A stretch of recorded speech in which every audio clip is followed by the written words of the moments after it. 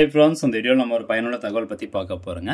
அதாவது தமிழ்நாட்டில் இருக்கக்கூடிய அனைத்து மாவட்டத்திலும் காலியாக இருக்கக்கூடிய 2299 கிராம உதவியாளர் பணியிடங்களை நிரப்புவதற்காக மாவட்ட வாரியாக நோட்டிஃபிகேஷனும் அப்ளிகேஷன் ஃபார்மும் வெளியிட்டு வராங்க. ஸோ இது வரைக்கும் மொத்தம் 21 மாவட்டங்களுக்கு ஆன்லைன் மூலமாக அந்த நோட்டிஃபிகேஷனும் அப்ளிகேஷன் ஃபார்மும் வெளியிட்டிருக்காங்க.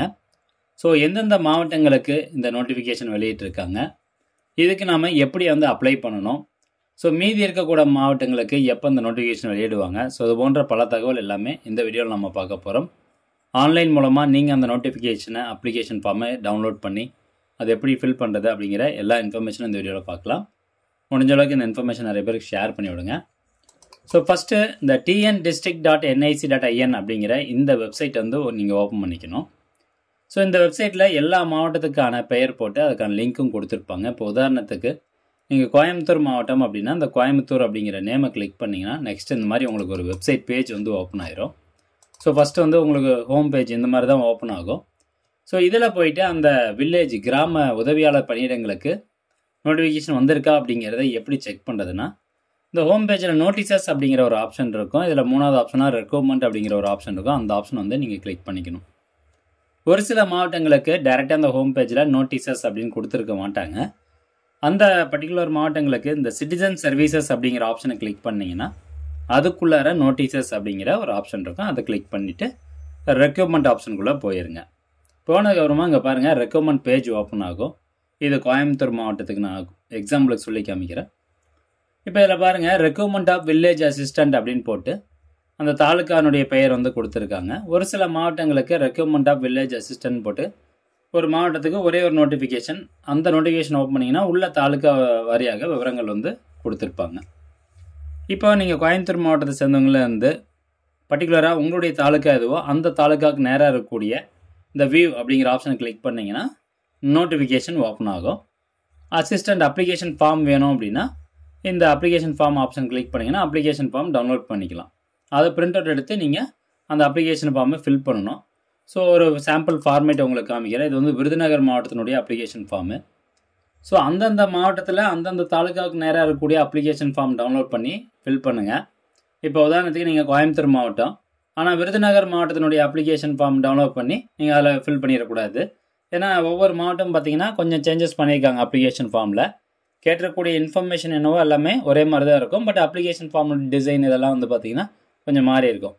ஸோ அதனால் அந்தந்த மாவட்டத்தினுடைய அப்ளிகேஷன் ஃபார்ம் டவுன்லோட் பண்ணிக்கோங்க.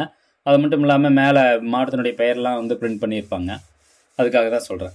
இப்போ அந்த அப்ளிகேஷன் ஃபார்ம் டவுன்லோட் ஆனதுக்கப்புறமா இதில் பாருங்கள், விண்ணப்ப எண் கேட்டிருக்காங்க.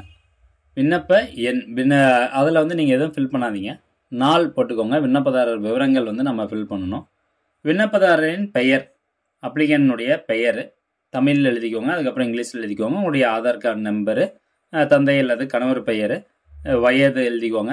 பாலினம் ஆனா பெண்ணா எழுதிக்கோங்க. விண்ணப்பதாரரின் சமீபத்திய புகைப்படம் கேட்டிருக்காங்க. 3 மாதத்துக்குள்ளே எடுத்த ஒரு ஒயிட் பேக்ரவுண்ட் இருக்கக்கூடிய ஒரு பாஸ்போர்ட் சைஸ் போட்டோவை அதில் பேஸ்ட் பண்ணிக்கணும்.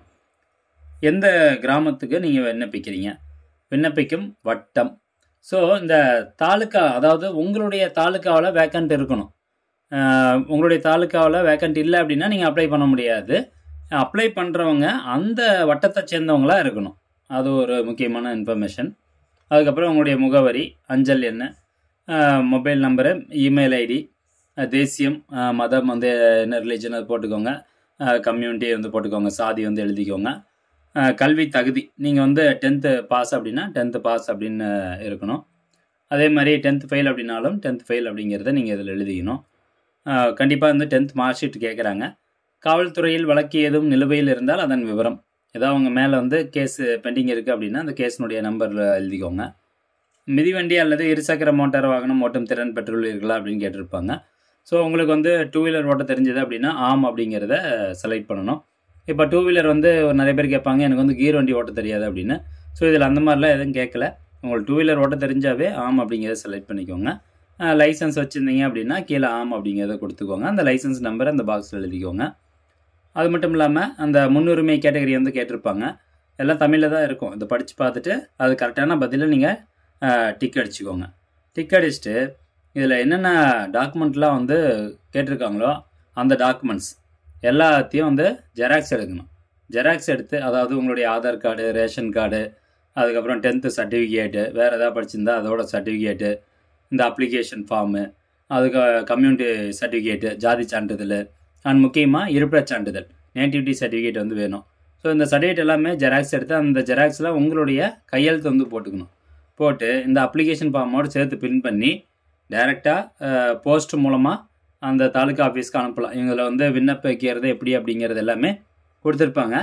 அல்லது நேரடியாக தாலுக்கா ஆஃபீஸில் கொண்டு போய் நீங்கள் அந்த அப்ளிகேஷன் ஃபார்மை கொடுத்துடலாம். இதுதான் வந்து அப்ளிகேஷன் சப்மிட் பண்ணக்கூடிய அந்த ப்ரொசீஜர். ஸோ போஸ்ட்டுக்கு அனுப்பணும் அப்படின்னா அந்த தாலுக்கா ஆஃபீஸ், உங்கள் ஏரியாவில் இருக்கக்கூடிய தாலுக்கா ஆஃபீஸினுடைய அட்ரஸ்க்கு வந்து போட்டு போஸ்ட் அனுப்பிச்சிருங்க. இப்போ இது வந்து கோயம்புத்தூர் மாவட்டத்தினுடைய ஒரு நோட்டிஃபிகேஷனு. இந்த நோட்டிஃபிகேஷனில் இம்பார்ட்டன்ட் டேட்ஸ் வந்து கொடுத்துருப்பாங்க. ஸோ எந்த தேதிக்குள்ளார நீங்கள் அப்ளை பண்ணணும் அப்படின்னு இது கிராம வாரியாக வந்து மாறுபடுது. இந்த பதவிக்கான சம்பளம் எவ்வளோ அப்படின்னு கேட்டிங்கன்னா 11,100 ரூபாயிலேருந்து 35,100 ரூபாய்க்குன்னு தருவாங்க. அது மட்டும் இல்லாமல் கீழே வந்து இந்த முன்னுரிமை கோட்டா இதெல்லாமே கொடுத்துருக்குறாங்க. வயது வரம்பு வந்து கொடுத்துருப்பாங்க. ஸோ இவ்வளோதான் இன்ஃபர்மேஷனு. இங்கே பாருங்கள், இந்த நோட்டிஃபிகேஷனில் கீழே கொடுத்துருக்காங்க பாருங்கள். வருவாய் வட்டாட்சியர் அலுவலகம், இந்த கிணத்துக்கடவு, இந்த ஒரு அட்ரஸுக்கு தான் நீங்கள் வந்து அந்த அப்ளிகேஷன் ஃபார்மை அனுப்புகிற மாதிரி இருக்கும். ஸோ மேக்ஸிமம் நேரடியாக தாலுக்கா ஆஃபீஸ்லேயே கொண்டு போய் கொடுத்துருங்க. இப்போது அந்த 21 மாவட்டம் சொன்னோம் பார்த்தீங்களா, எந்தெந்த மாவட்டத்துக்கெலாம் ஆன்லைன் மூலமாக இந்த மாதிரி டவுன்லோட் பண்ணக்கூடிய ஆப்ஷன் நோட்டிஃபிகேஷன் வெளியிட்டிருக்காங்க அப்படிங்கிறத சொல்கிறேன். செங்கல்பட்டு, கோயம்புத்தூர், தருமபுரி, ஈரோடு, காஞ்சிபுரம், கிருஷ்ணகிரி மாவட்டம், மயிலாடுதுறை, நாமக்கல், பெரம்பலூர், ராணிப்பேட், சேலம், சிவகங்கை, தென்காசி, தூத்துக்குடி, திருச்சிராப்பள்ளி, திருநெல்வேலி, திருப்பூர், திருவண்ணாமலை, திருவள்ளூர், வேலூர், விருதுநகர். ஸோ இந்த 21 மாவட்டங்களுக்கு ஆன்லைன் மூலமாக இந்த மாதிரி டவுன்லோட் பண்ணக்கூடிய ஆப்ஷன் நோட்டிஃபிகேஷன் எல்லாம் வந்துருச்சு. இந்த 21 மாவட்டத்தை சேர்ந்தவங்க உடனே போயிட்டு நீங்கள் அப்ளை பண்ணிக்கோங்க. மீதி இருக்கக்கூடிய மாவட்டங்களுக்கு இந்த வாரம் இறுதிக்குள்ளார வரும் அப்படிங்கிற மாதிரி சொல்லியிருக்காங்க. ஸோ மேக்ஸிமம் வந்துடும். டெய்லி நீங்கள் மீதி இருக்கக்கூடிய மாவட்டங்களை சேர்ந்தவங்களாக இருந்தீங்கன்னா டெய்லி இந்த வெப்சைட்டில் போய்ட்டு செக் பண்ணி பாருங்கள். அல்லது உங்களுடைய தாலுக்கா ஆஃபீஸில் போய் கேட்டிங்கன்னா அவங்க விவரம் சொல்லுவாங்க. ஓகே ஃப்ரெண்ட்ஸ், இதுதான் இன்ஃபர்மேஷன். இந்த தகவல் நிறைய பேருக்கு ஷேர் பண்ணுங்கள். மீண்டும் அடுத்த ஒரு நல்ல பதிவில் சந்திக்கலாம். நன்றி, வணக்கம்.